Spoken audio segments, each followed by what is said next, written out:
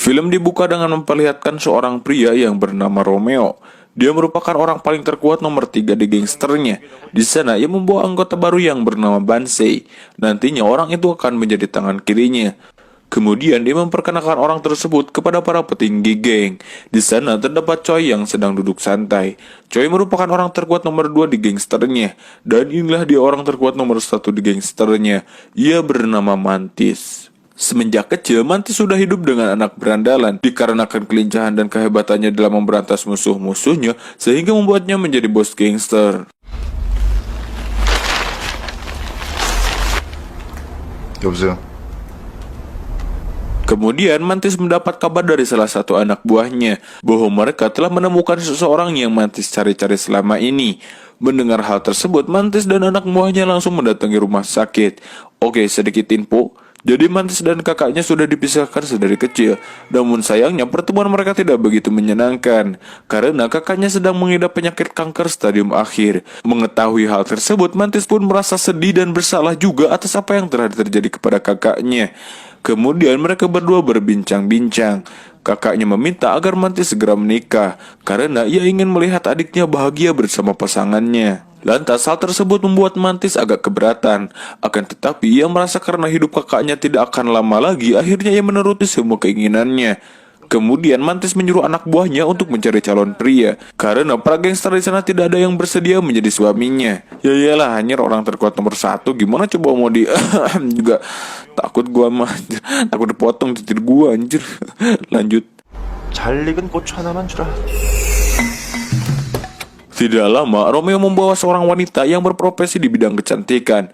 Ia bernama Sherry. Di sana, Sherry langsung merawat kecantikan Mantis. Sherry juga mengajarkan bagaimana cara berbicara yang dapat merangsang lelaki. 오빠, 이건 옵션이에요. 이렇게 흔들어줘. Tidak lama setelah itu, mereka pun sudah menemukan calon yang bersedia. Di sana, Mantis mencoba untuk menemui orang tersebut. Ternyata, Mantis juga menyewa perempuan untuk dijadikan ibu-ibuan. Saat Mantis sedang memperkenalkan diri, di sana ia teringat dengan ucapan yang diajarkan Sherry. Saat itu juga, ia pun langsung mempraktekkan gaya bicara tersebut. 오빠, 언제까지 결혼할 수 있어? Namun sayangnya, mereka semua tampak keanehan dan langsung kabur. Kemudian Mantis menyuruh Romeo untuk mencari orang tua. Tujuannya untuk dijadikan sebagai orang tua palsunya.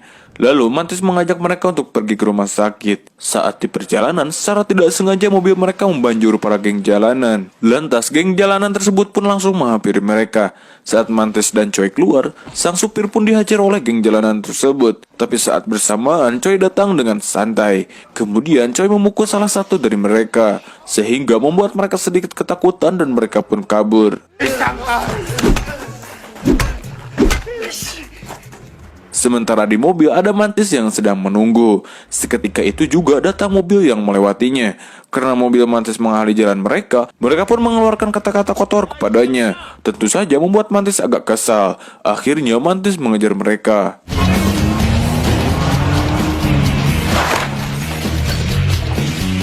Saat mobil mereka terhenti, Mantis langsung menghajar kedua pria tersebut. Dan tiba-tiba ada seorang pria yang melihat mereka bertengkar. Pria tersebut mencoba untuk melindungi Mantis. Karena ia adalah pria baik, dengan hati superhero-nya ia ingin menyelamatkan Mantis. Tapi sayangnya Mantis tidak sengaja melemparnya. Mantap anjir. Kemudian pria tersebut dibawa ke rumah sakit. Mantis yang merasa bersalah meminta maaf dengan memberikan ganti rugi untuk biaya rumah sakit. Akan tetapi orang tersebut menolak diberikan uang. Oh iya, orang tersebut bernama Soil. Oleh karena itu membuat dirinya dianalisa oleh anak buah Mantis. 직업은 공무원. 총 58의 손을 받지만 애프터 신청을 받. Dan ternyata anak buah Mantis memilih Soil untuk menjadi calon suami Mantis karena jiwa Soil dikenal sebagai lelaki yang lamban dan baik. Selain itu, Romeo juga menyewa tukang telur bihun untuk berpura-pura menjadi orang tua Mantis. Singkat cerita, mereka pun dipertemukan. Di sana, Mantis dan Soil saling mengenalkan diri. Kemudian Mantis pergi dulu ke toilet. Namun tiba-tiba di sana beberapa pria yang mencoba melukai Mantis. Untungnya Mantis mampu membalikkan keadaan sehingga ia pun mengejar dua pria tersebut. Saat mengejarnya, tiba-tiba di sana ada Soil yang baru saja membeli bunga. Di sana Soil menyetujui permintaan Mantis untuk segera menikah. 당신과 결혼하고 싶습니다.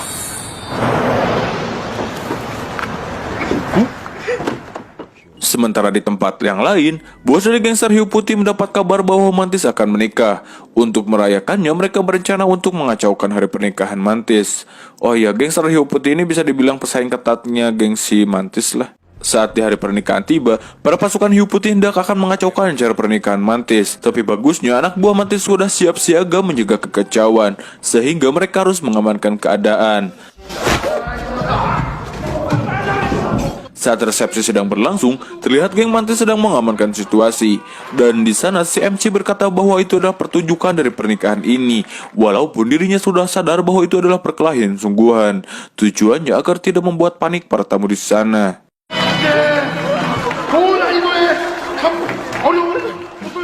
Setelah acara akad selesai, mereka berdua pun pergi ke hotel untuk menikmati bulan madu. Tapi bukan bulan madu yang didapat, Soil malah harus menunggu Mantis yang berpura-pura membersihkan WC. Tujuan Mantis agar ia tidak ngeduli yang Cipapang dengan si Soil. Kemudian Mantis mendapat kabar bahwa petinggi mereka sudah tiba. Dan Mantis serta suaminya pun harus kembali ke rumahnya. Kemudian scene berpindah pada seorang pria yang baru saja datang ke markas geng Mantis. Dan dialah petinggi gangster si Mantis. Di sana ia mendapat kabar bahwa Mantis sudah menikah. Sementara di rumah mereka, Soil mencoba untuk melubangi si Mantis. Namun sayangnya Mantis mengetahuinya dan dia berkata, 없이 몸에 손대면 죽어. Oke, jadi di sini Soil belum mengetahui bahwa Mantis adalah seorang gangster. Lanjut. Singkat cerita, Mantis pun pergi bersama Choi untuk sekedar minum-minum. Di sana Mantis menceritakan semuanya. Sementara di luar, Romeo dan Bansai mendapati geng jalanan. Di sana, Bansai menahan mereka agar tidak masuk ke dalam tempat Mantis minum. Untuk mengulur waktu, Romeo bernyanyi agar mereka mendengarnya. Namun saat penyanyi, tiba-tiba saja geng jalanan itu pun mengeluarkan gas alami. Sehingga hal itu membuat Romeo marah. Akhirnya Romeo menghajar mereka. Setelah itu Mantis kembali ke rumahnya. Melihat keadaan Mantis yang sedang mabuk, Soil mencoba kembali untuk melubangi gua si Mantis. Namun lagi-lagi ia harus terkena tendangan si Mantis. Bagong was. Singkat cerita, kakak Mantis yang baru pulang dari rumah sakit diberi tawaran oleh Mantis agar kakaknya tinggal bersamanya. Lantas kakaknya menyetujui permintaan Mantis. Saat makan malam, kakaknya menyarankan Mantis agar selalu romantis kepada suaminya. Dan ia berkata jika ia melihat Mantis dan pasangannya bahagia, maka dia juga akan bahagia. Kemudian ia diberi saran lagi oleh kakaknya bahwa Mantis harus segera mempunyai anak. Tujuannya jika mereka sudah tidak ada, maka setidaknya ada keluarga dari darah daging mereka yang masih hidup di muka bumi. Mantis yang sangat menyayangi kakaknya mengiyakan keinginan sang kakak. Pada esok harinya, Mantis menyuruh anak buahnya untuk mendatangkan Seri. Di sana, Seri mengajarkan bagaimana cara mempunyai anak dengan cepat. Selain itu, Mantis diajari bagaimana membuat tambang emas pria semakin mengeras. Setelah pulang ke rumahnya, Mantis mengajak suaminya untuk ke kamar. Di saat itu juga ia mempraktekkan apa yang diajarkan oleh si Seri. Dan tanpa lama-lama Mantis langsung menggabruknya dan terjadilah suatu genjatan ranjang.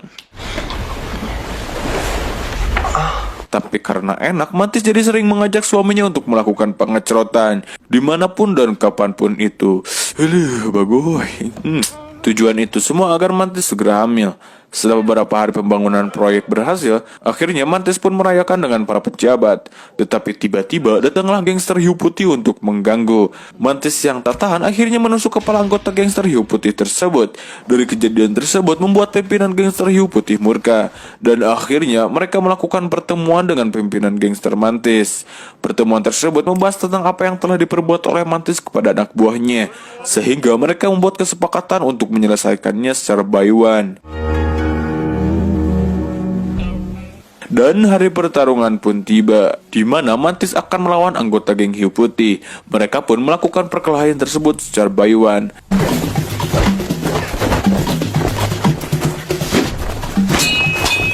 Singkat cerita, akhirnya Mantis pun menang melawan anggota hiu putih.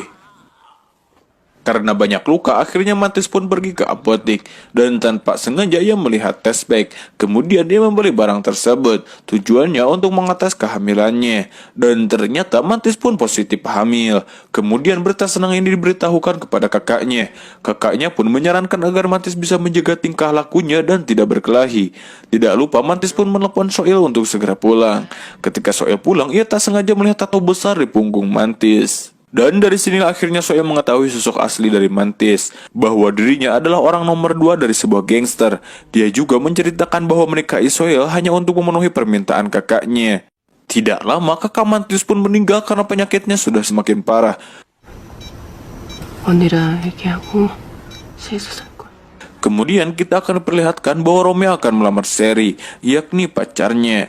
Namun ketika Sherry akan mengambil tas ke dalam, tiba-tiba Romeo didatangi oleh berandalan yang pernah ia gebukin waktu itu. Mereka datang untuk membalaskan dendam dengan menusuk Romeo dengan pisau. Sherry pun kaget mengetahui Romeo sudah dalam keadaan tergeletak dan tak berdaya.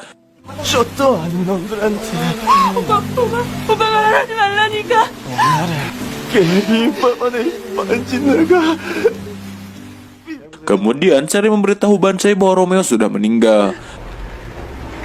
Akan tetapi, para gangster Mantis pun menganggap bahwa kematian Romeo adalah perbuatan dari Hiu Putih. Akhirnya, Choi dan beberapa orang pergi menuju markas Hiu Putih. Tujuannya untuk membalaskan dendam. 나만 새끼한테 볼 일이 있어. Tapi karena mereka kalah jumlah, akhirnya mereka semua harus dikalahkan. Sedangkan Mantis mendapati telepon bahwa Romeo telah dibunuh. Ia pun terpaksa harus pergi dalam keadaan hamil.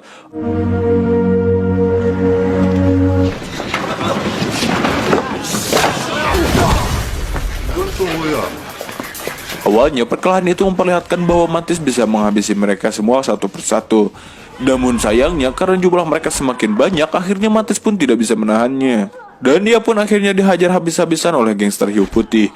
Kemudian Mantis pun memohon untuk tidak menendang perutnya karena ia sedang hamil. Namun sayangnya permintaan tersebut tidak didengar. Di sana Mantis pun ingin dibunuh oleh gangster Hiu Putih. Namun tiba-tiba pimpinan gangster Mantis datang ke sana. Dan akhirnya pimpinan Mantis menyerahkan sebuah berkas yang berisi surat-surat. Gak tau sih gue gak tau surat apa, itu mungkin sawah yang dikaler. Tetapi surat itu membuat pimpinan Hiu Putih sangat senang. Setelah itu Mantis dilarikan ke rumah sakit. Dan Soe pun juga mendapat kabar bahwa Mantis telah keguguran. Soe yang mendengar kabar itu, akhirnya ia mengeluarkan semua gerbang cincurikinya. Ia pun berniat untuk membalaskan dendamnya kepada gangster Hiu Putih. Di suatu malam Soe mendatangi gangster Hiu Putih. Kemudian ia membanyurkan air bensin kepada mereka. Namun karena banyak bacot, akhirnya Soe bisa dilumpuhkan oleh geng Hiu Putih.